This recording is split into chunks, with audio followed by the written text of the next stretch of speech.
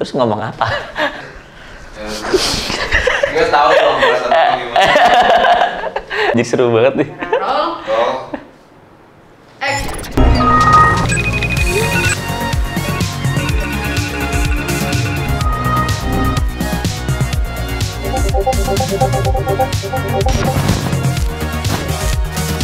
Video pertama di channel YouTube David Alfa Sunarna. Halo teman-teman semua, gue David, CTO-nya Bisa Ekspor. Di sini gue mau ceritain gimana sih seorang guru SMK yang kayak gini bisa jadi CTO di perusahaan.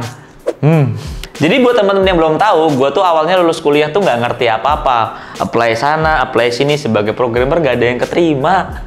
Sampai pada akhirnya ada yang mau nerima gue sebagai guru SMK Multimedia. Disclaimer dulu ya, di sini menjadi guru itu bukan hal yang jelek ya teman-teman, tapi menjadi guru adalah hal yang mulia. Aku di sini mau ceritain aja gimana sih perjalanan aku dari guru SMK bisa jadi CTO, yang dimana itu adalah level tertinggi dari programmer di suatu perusahaan yang gede segede Bisa Ekspor. Kita cerita mulai dari kuliah dulu ya teman-teman. Aku lulus kuliah tuh cum laude teman-teman nih, bisa dilihat ada banner cum laude-nya.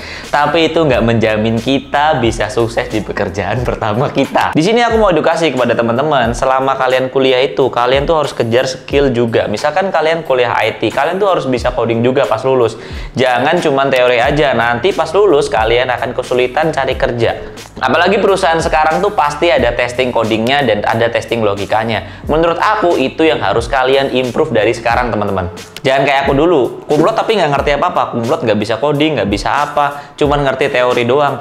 Pas daftar kerja jadinya susah, nggak keterima mana-mana. Akhirnya aku memutuskan untuk jadi guru teman-teman. Terus kadang kita ketika udah kerja yang nggak sesuai dengan keinginan kita tuh pasti down dan pasti jadi nggak semangat ya. Hal itu nggak berlaku buat aku. Aku terus kejar mimpi aku sebagai programmer selama aku ngajar juga. Jadi ceritanya aku tuh ngemail ke company-company, tetap ngemail, tetap kirim lamaran. Selama mengajar aku tuh terus aktif kirim email dan lamaran ke perusahaan-perusahaan yang aku mau sebagai programmer. Terus juga aku sambil apply beasiswa. Aku dulu apply beasiswa ada LPDP, terus beasiswa S2 di BINUS. Nah, dari semua usaha aku itu akhirnya ada yang nyangkut, teman-teman. Akhirnya aku dikontak sama BINUS. BINUS ini ngontak aku ternyata bukan buat terima beasiswa S2, tapi buat kerja di mereka. Bayangin, aku email untuk beasiswa S2 atau untuk cari S2, malah di email buat kerja di mereka. Habis dari situ aku memutuskan buat jadi programmer di Universitas Bina Nusantara, teman-teman. Hal ini yang bener-bener ngasah keahlian programming aku. Karena ketika aku masuk, tiba-tiba programmer yang lama tuh udah resign dan tinggal aku sendirian. Dan di BINUS aku bangun sistem sekolah buat sekolah internasional di BINUS. Dan harus banget jadi beberapa bulan. Aku baru masuk harus bangun sistem yang jadi harus beberapa bulan karena sekolahnya tuh baru buka sekolah internasional. Bayangin. Hal itu tuh yang nge-push aku buat belajar coding mati-matian dan aku sampai tipes ngerjainnya, teman-teman. Di BINUS juga aku sambil kuliah S2 ternyata dapat mendapat beasiswa dari sana. Lama-kelamaan aku jadi bisa coding, jadi bisa programming dan lain sebagainya. Akhirnya aku dipercaya untuk mimpin sebuah tim. Akhirnya sampai ada timnya tuh. Akhirnya sistem yang aku bangun gede sampai bisa ada timnya dan aku memimpin tim tersebut. Nggak sampai di situ, setelah kerja di BINUS, aku juga kenalan sama yang namanya Raymond Chin. Kalian pasti kenal kan?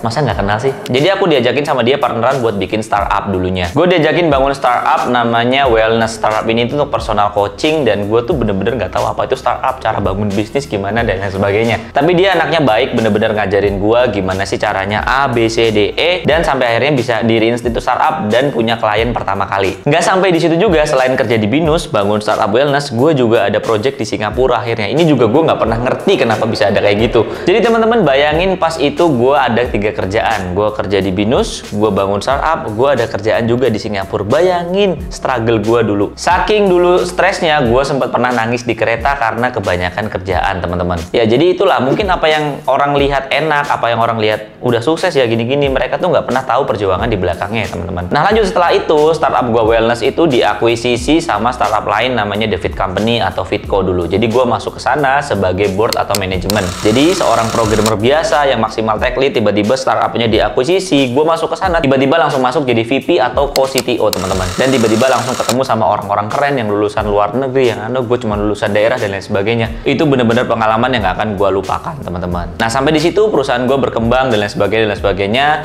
Habis itu gue memutuskan buat kerja di luar negeri, teman-teman. Habis kerja di luar negeri, gue sadar kalau kayaknya gue kerja di sana terus nggak membawa dampak positif ke Indonesia. Habis itu akhirnya Julo ajakin gue buat balik ke Indonesia buat bangun ekosistem ekspor yang namanya Bisa bisa ekspor dan bantu masyarakat atau UMKM buat bisa ekspor bisnis mereka. Kalau kalian boleh tahu, semua pekerjaan itu nggak pernah gue cari ya teman-teman. Apa yang dulunya pas gue jadi guru SMK tuh gue selalu apply kemana-mana, gue selalu daftar, selalu ditolak dan sebagainya. Tiba-tiba pas gue berkarir, Tuhan tuh baik banget, bener-bener ngasih gue kerjaan yang nggak pernah gue cari teman-teman. Itu semua datang sendiri. Tapi gimana sih bisa sampai kayak gitu? Aku mau kasih tahu ke teman-teman kalau kita tuh harus berimbang ya teman-teman. Jadi dari segi ilmu coding ya, dan komunikasi, kita itu harus berimbang teman-teman.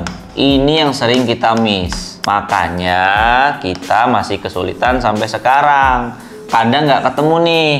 Jago coding doang tapi nggak jago ngomong, jago ngomong doang tapi nggak bisa ngapa-ngapain. Itu yang penting. Nah, gimana sih Bang cara ngelatihnya? Cara ngelatihnya adalah kalau skill pasti kalian belajar ya, kalian belajar dokumentasi, kalian belajar di mana dan sebagainya, itu banyak dipelajari. Tapi kalau komunikasi kalian harus latih setiap hari. Kadang-kadang kita pandang tuh nggak penting. Ah Bang, gua kan ngomong sama komputer, gua kan nggak penting, gua kan programmer kerja di depan laptop, ngapain gua butuh ngomong? Teman-teman, pas gua kerja di Amerika, bedanya programmer kita dan programmer mereka tuh bisa banget ngomong, bisa banget jelasin apa yang mereka ngerti. Nah, itu tuh hal yang bagus dan kalian harus pelajari ya teman-teman. Nah, kalian kalau ada komen tentang communication skill, tentang apa, tentang programmer, boleh komen di bawah juga ya. Di channel ini aku juga bakal jelasin sejarah hidup aku secara detail nanti, dan aku bakal jelasin tips dan trik programming buat kalian bisa semakin jago. Jadi ingat ya teman-teman, selain kalian harus jago coding, kalian juga harus jago komunikasinya ya teman-teman. Bisa menjelaskan masalah kepada atasan kalian atau kepada kolega kalian.